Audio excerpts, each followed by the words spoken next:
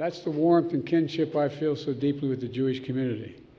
I got in trouble, got criticized very badly by the southern part of my state and some of the southern parts of the country when 35 years ago I said, you don't have to be a Jew to be a Zionist, and I'm a Zionist. Presiden Amerika Serikat Joe Biden secara terang-terangan menyatakan dirinya seorang Zionis. Pernyataan itu disampaikan Biden ketika hadir di Gedung Putih dalam rangka memperingati Hari Raya Hanukkah Yahudi pada Senin 11 Desember 2023. Tidak hanya itu, Biden juga secara blak-blakan menyatakan dukungannya terhadap Israel untuk melenyapkan Hamas. Presiden Amerika Serikat Joe Biden secara terang-terangan menyatakan dirinya seorang Zionis. Tidak hanya itu, Biden juga menegaskan kembali terkait dukungan Amerika Serikat kepada Israel dalam perang melawan Hamas. Hal itu disampaikan Biden ketika hadir di Gedung Putih dalam rangka memperingati Hari Raya Hanukkah Yahudi pada Senin 11 Desember 2023. Mengutip i24news.tv via Tribun News pada Selasa 12 Desember 2023, Biden secara gamblang mengaku tidak harus menjadi seorang Yahudi untuk menjadi seorang Zionis dan ia merupakan seorang Zionis. Dalam pidatonya di hadapan 800 orang yang hadir, Joe Biden menyerukan pembebasan sandera yang ditahan Hamas di Gaza.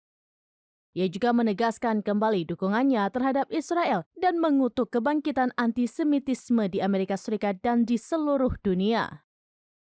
Biden berjanji Amerika Serikat akan terus memberikan bantuan militer kepada Israel sampai Hamas tersingkirkan. Meski demikian, ia memperingatkan kepada Israel untuk berhati-hati dalam mengambil langkah.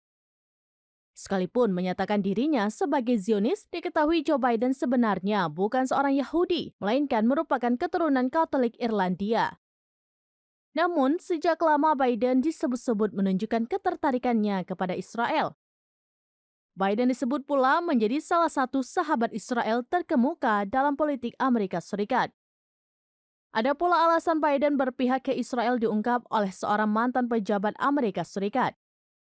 Dikatakan bahwa penganiayaan kepada orang Yahudi dan insiden antisemitisme tertinggi di Amerika Serikat tahun lalu merupakan salah satu kemungkinan keberpihakan Biden ke Israel.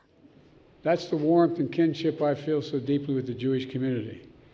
I got in trouble, got criticized very badly by the southern part of my state and some of the southern parts of the country when 35 years ago I said, you don't have to be a Jew to be a Zionist, and I'm a Zionist.